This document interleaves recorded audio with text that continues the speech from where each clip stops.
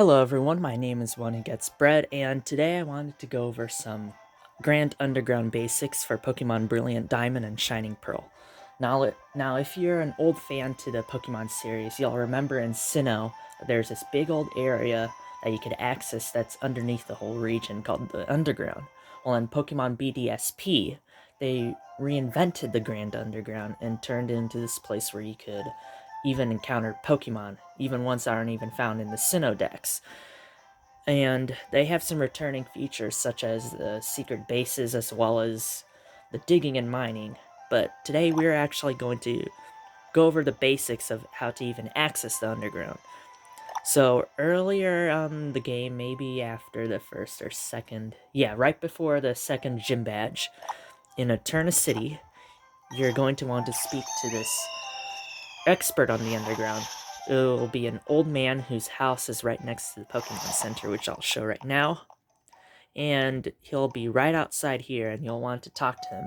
And he'll give you this Explorer Kit. Now, this Explorer Kit is the one on the right, and it's a key item that allows you to access the underground. So once again, once you get to Eterna City, you'll want to go to this house right here, the Underground Man's house, and he'll be right outside and he'll talk to you about the underground and as well give us the Explorer Kit, which you have right here. So once you access the underground via the Explorer Kit, which is a key item, you'll have three modes. You could either do local communication, which is with the Nintendo Switches in your vicinity, but it's not like in your subdivision or in your town, anything like that. You'll have to be in a room with a bunch of people playing Nintendo Switch at the same time in order to access the underground together.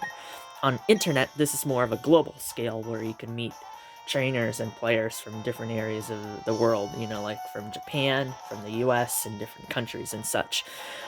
So we're going to use the Internet Grand Underground, and as you can see, we have group option and link code. With the link code, if you have a party of friends from different areas in the globe, and you all use the same link code, you could all meet each other in the Grand Underground, and it'll just be you guys, unless, like, someone else finds the code, then they'll enter it, but that's how you make a private group to explore the underground with. So we're just going to go into the regular internet, and we're going to have to save.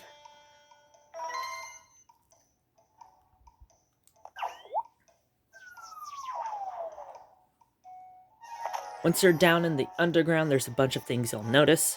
If you press R, you'll put out this submarine sonar thing, and this will actually help you find digging sites. So if you look on the map here, this is a zoomed out version of the map, and you could toggle the zoomed in version on your location via press of the right joystick. Okay, so if you notice, there's going to be mines as well as these tunnels. We'll get to the tunnels and other areas soon, but basically those are secret bases where you could use a drilling drill to open a secret base where you could decorate with statues, but more on it later. Here's mine. It's in Eterna City. We'll cover those secret bases in a later video. Just wanted to go through the basics.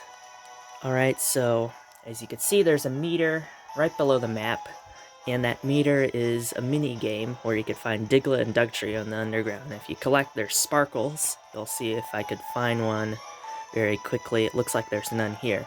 But once you run into a Diglett or a Dugtrio, they'll run off, or I guess they'll dig out of your way, and they'll drop these sparkles. Now, if you get enough sparkles collectively all the way to 40 at the session in the underground, for 4 minutes, the shiny chance will be halved, so there'll be an increased chance of finding a shiny, and you could also find these special statues in the digging sites. Now let's go and find a digging site, shall we? How do we find a digging site? So on the map, you could see that there are these little yellow diamonds. That's where we want to head. There's one up here. If you could see it on the screen, there's one right up here in this location. So once we get into the vicinity of one of those yellow diamonds, you'll want to use your submarine sonar, and we'll see this glowing patch in the wall. Now this glowing patch in the wall kind of reminds me of like a twinkling star. So once again, you'll want to find these, and that's where we'll dig. So it's going to ask if you like to dig, and we'll say yes. That icon is going to appear over your head that signifies digging. Now, if you're playing online with a few people and they're in your area in the underground, they could actually join up to you. Up to 3 people can join in the same digging spot. And when they join, they'll have a different area of bedrock to look at, but then I'll actually clear some of your area once you're digging. You'll notice that there's a second hammer that appears, and it's chipping away at the same wall as you are, but they'll get different rewards, and their wall will actually look different on their switch, but they're actually clearing yours as well at the same time, which is pretty cool and helpful. Alright, so once you get into one of these digging spots, you'll notice that you have this grid-like space of bedrock to work with that has a few levels. So let me get to another level here to show you what I mean. Okay, so we have the bottom level, which will contain the items, which is this chocolate brown spot right here. Then we have the cracked surface, which doesn't have any rocks whatsoever. So this is like the second layer. And then so we have our third layer, which is this, like, I guess tan color with some tiny pebbles on it. As you can see, there's another person digging with us, and they're clearing some of this next layer, which has these cracks in what appears to be metal. Then we get to this layer, which has tiny pebbles inside the metal, and then we'll get these giant boulders. Now, these giant boulders are the toughest layer to break through. And how do we break through these layers? As you can see, we use a combination of this giant hammer to break away more area, but it adds a larger crack to the top of our bedrock layer. We don't want to collapse the wall by getting that crack all the way down here. So it's smart to use a combination of the pickaxe, which is more accurate and less damaging to the wall, as well as this giant, large, cumbersome hammer to clear more area. As you can see, I'm using a combination here to clear various layers out of the bedrock wall to reveal some treasures.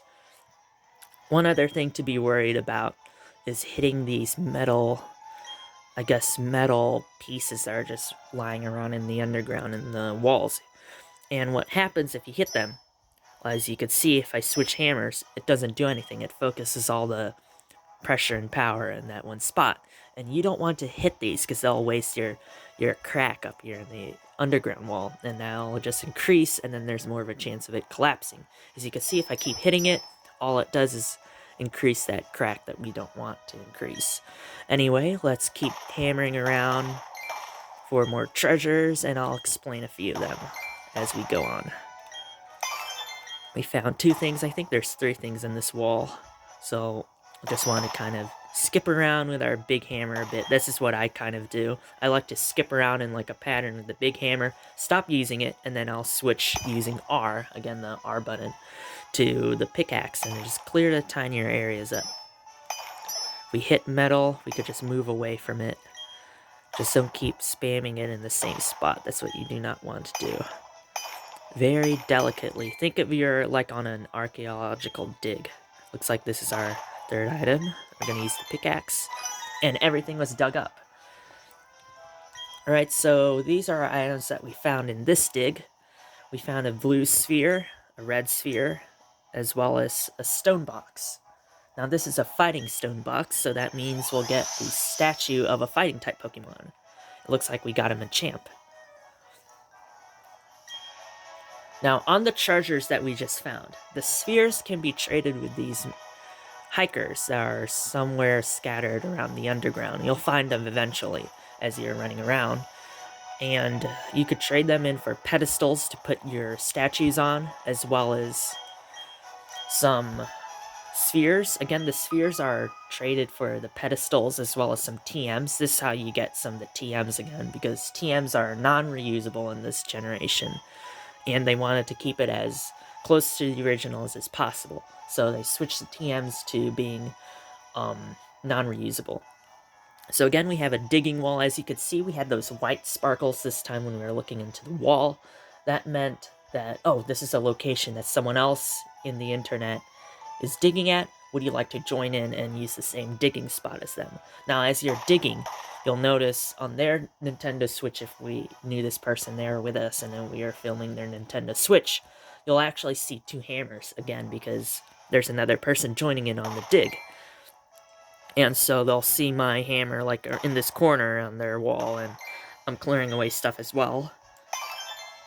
So it's going to actually, the benefit of that, it's going to save them their crack. It's going to preserve their wall so it doesn't collapse once it reaches all the way to the end over here. So we could still look around for stuff. Once again, if you have a bunch of those tan areas with cracks, you could just probably use the bigger hammer. When it's a little bit more fine-tuning, you'll want to switch the pickaxe. So you can see we found a tiny sphere again. The spheres come in 3, they come in 5 different styles. There's red, blue, green, there's this pale pink one, and then there's this special one that looks like a pentagon called a prism sphere. Those are the rarest. And you could get them from various sizes. There's large, there's also small. So you can see we found everything again. We also have one of those stone boxes. Those stone boxes again give the statues for the secret bases. And there are various Pokemon. You can also find shining stone boxes, which are like made out of jade instead of just rocks that are painted. And these boxes with the statues in them, if you keep collecting more of them, you'll have more of these statues. And you'll want these statues for your secret base. And they have something to do with the encounter rates of the Pokemon. Now, speaking of the Pokemon, let's go and encounter some. So as you can see on the map, there are these different multicolored squares in between the green paths. Now these are called Pokemon hideaways, where you can find various items as well as Pokemon. Sadly, the items aren't regenerable. They don't regenerate if you keep entering and exiting. But, so you'll encounter some of these rare items, so it's best to use them wisely. You can encounter things like nuggets, you can encounter evolutionary stones like the Dawn Stone or the Dusk Stone. The other evolutionary stones can be found via digging in the underground. You could also find fossils this way, but to find some of these rare items, you'll need to actually enter these Pokemon hideaways. They'll be scattered all across the map in various habitats as well as locations depending on when you enter. Here we are in a riverbank cave, so you could expect to find some ground types, some normal, and some water types. And the Pokemon actually scale as you progress through the game. Once you're starting out, you won't find that many Pokemon of rarity or variety, but once you start getting gym battles and all of these different HMs, or I should say TMs, once you get these TMs, because they switched to TMs this generation, you'll encounter a new variety of Pokemon. For example, I have collected all the badges up to the last one, so I have the Icicle badge. And the Icicle badge is actually a prerequisite to find certain Pokemon. For example, you need the Icicle badge to find Gible in the Riverbank Cave. And as you can see, once you enter one of these areas, the Pokemon will follow you. And they could do all these crazy looking circles, and actually some of them are pretty scary once they follow you, but some of them, like Gible, are pretty cute. So I like really just running around and playing with the Pokemon, I guess, like this, but once they see you, you could also like run up to them, but once they see you, you'll initiate a battle. So let's use this Pelipper for example. Once again, if you're starting off in the underground, you won't find a Pelipper or a Gible right away in these areas. You'll need to progress through the game to find a wider variety. You could still find very good Pokemon straight off the bat, because there's something called rare spawns where you could find like Magnemite. Magnemite's a fun Pokemon. You could find Ralts. You could find, what other ones? Swablu. So if you catch a Swablu in the underground very early on in the game, you'll have a Dragon type in Altaria.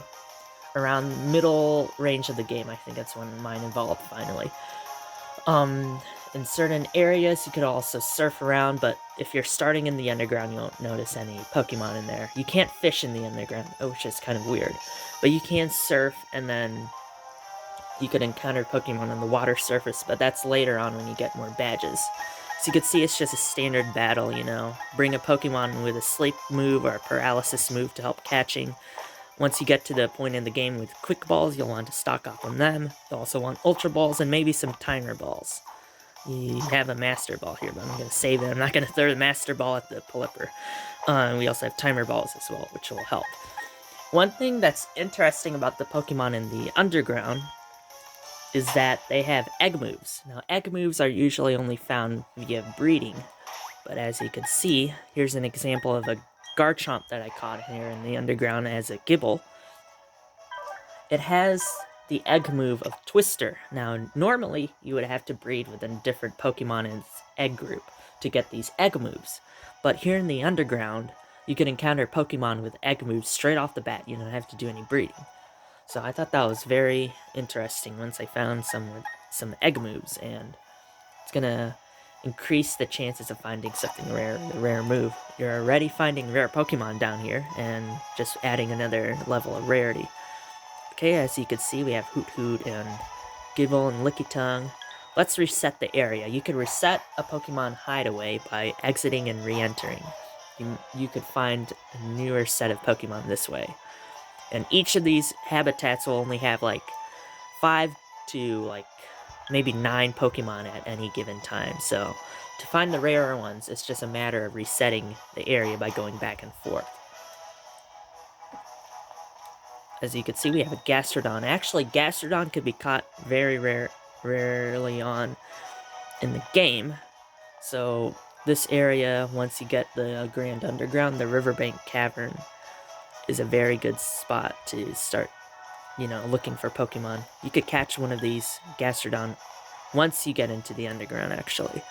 They're very good Pokemon to have, very strong competitively. Anyways, let's go back and look at some of these secret bases and see what they're about.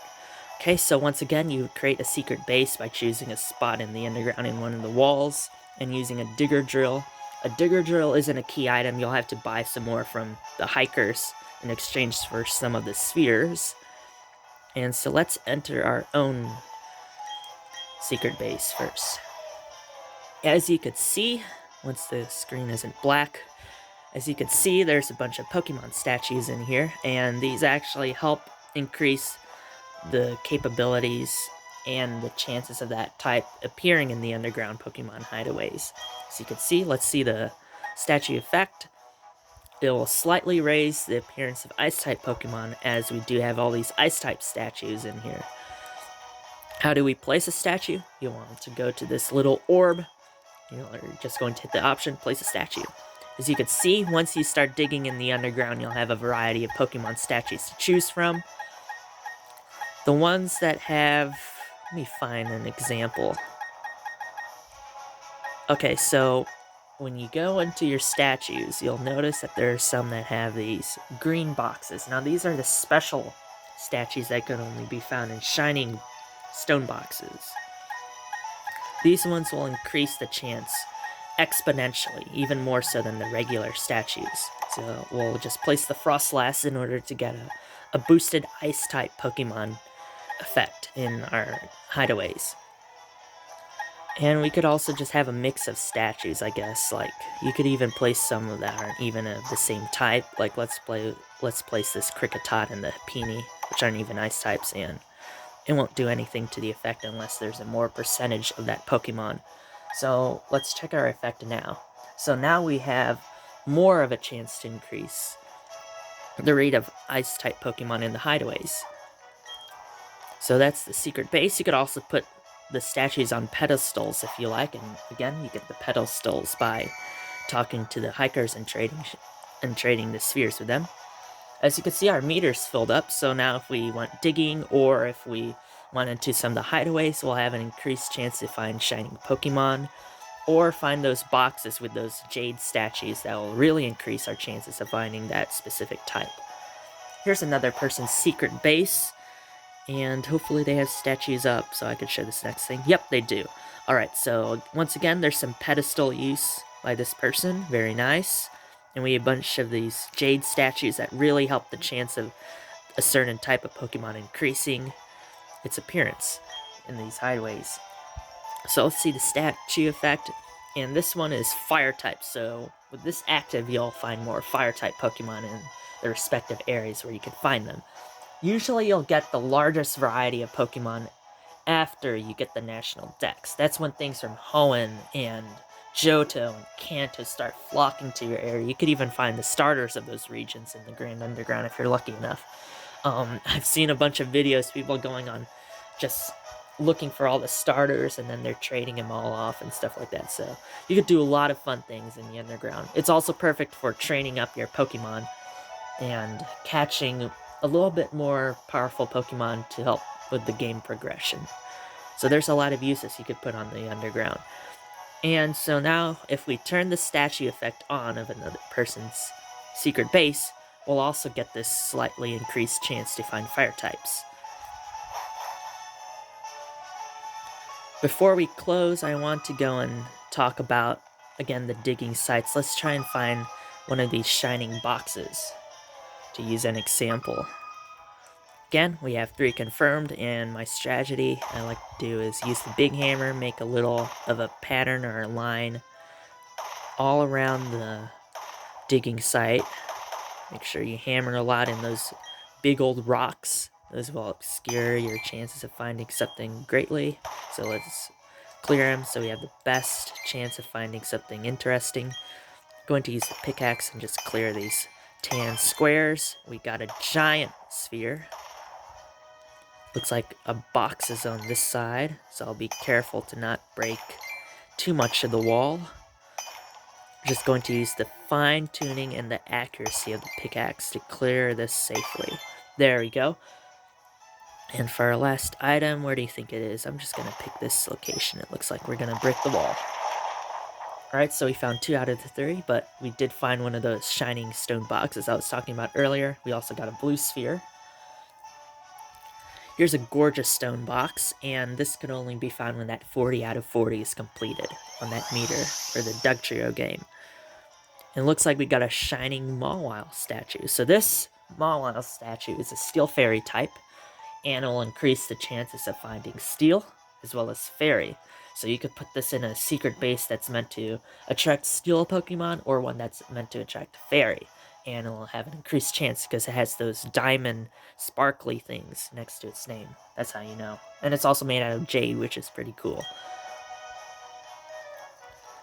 Alright, before I close this up, I want to talk about what other treasures you could find in the Grand Underground, because we've been only finding spheres in those statue boxes. You could find a wide variety of things. You could find the fossils exclusive to your game. Let me get to the fossils. You could find the armor fossil in Shining Pearl. You could find the skull fossil in Brilliant Diamond, as well as the other fossils, you know, from Kanto and Hoenn once you get the national dex. You could also find treasures such as star pieces and even medicines such as revives. You could find revives in the Underground as well as max revives. So if you find a bunch of those are really going to save you some money. All the other items that you could find are either spheres, those boxes, and random knickknacks, you know. So you could find things such as damp rock, so the weather rocks, which will increase the turns that weather effects are in a battle. You could also find, you could also find the Arceus plates, so we have a Drago plate and a Dread plate, those are from the Underground. You could find Everstones to help with breeding, or if you want to be a jerk like Mindy and trade a Haunter with an Everstone, don't do that to anyone. Just saying, you could find Everstones in the Grand Underground. You could also find Firestones, you could find the Elemental Stones, but not all of them. You could find Moonstones, you could find Sunstones, you could find the Grass, Fire, and Water, and Thunder stones, but you can't find Dusk Stones unless it's in one of the hideaways. Again, some Arceus plates. You could get the shards. Now these shards, once you get 10 of a color, there's red, green, blue, and yellow. Once you get 10 of those, any color, you could trade them in for TMs at this one house. I believe it's near Pastoria City. Yeah, it's in that swamp area. There's a house there you could trade these shards in. You have Dusk Stone. Again, this would be from one of the hideaways, not from one of the digging sites. And actually, this one's not even from the Underground. It's from a spoiler alert later on in the story, which I'm not going to go into. Here's the Heart Skill. Now, this is one of the most important items to get from the Underground. They're 1 tile, though. They're 1 tile in their size, so they're going to be a little bit tricky to find. But if you're digging around, and you'll encounter some for sure. find another Arceus plate. You could find Lucky Egg. Lucky Egg was found in one of the hideaways. Moonstone you could find while digging, that's why I have 3 of them. Red Shard again, one of the shards you could find. More Arceus plates. I think that's everything. I forgot to mention the rare bone. There's a rare bone that you could find in the Grand Underground when you're digging, and those could be sold for, I think, 5,000 Pokédollars, so there's a good find as well. They're very thin, so you'll have to see like a tan or ivory color thing, and then you'll have to go to the 2 ends of the bone. So it's going to be like this long rectangle that you'll have to clear out. Anywho, that was a grand tour of the Grand Underground of Pokemon Brilliant Diamond and Shining Pearl. I hope this video was very helpful to you, especially to all the new trainers out there just starting with the game, and excited to see what this Grand Underground is all about. If you're new to the channel, please follow for more Pokemon content such as this, and please also check out my Twitch where I do play Pokemon Shining Pearl in. Anywho, I hope this video was extremely helpful. Please contact me via my Instagram at volts_Pokemon. That's Volts with a Z and Pokemon abbreviated PKMN. If you have any questions about the Underground or anything in the game, especially if you're just starting out, I'd love to help you and discuss the game with you and, you know, give you some pointers if you ever need some or some tips. And yeah, that's a wrap. I hope you enjoy the Grand Underground and continue journeying in Sinnoh. I love this place. I could spend hours in the Grand Underground. Anyway, guys, thanks for joining me in this video. Hope it was very informative and helpful to you. Have a good day, and please do something nice for someone. Alright, guys, see ya.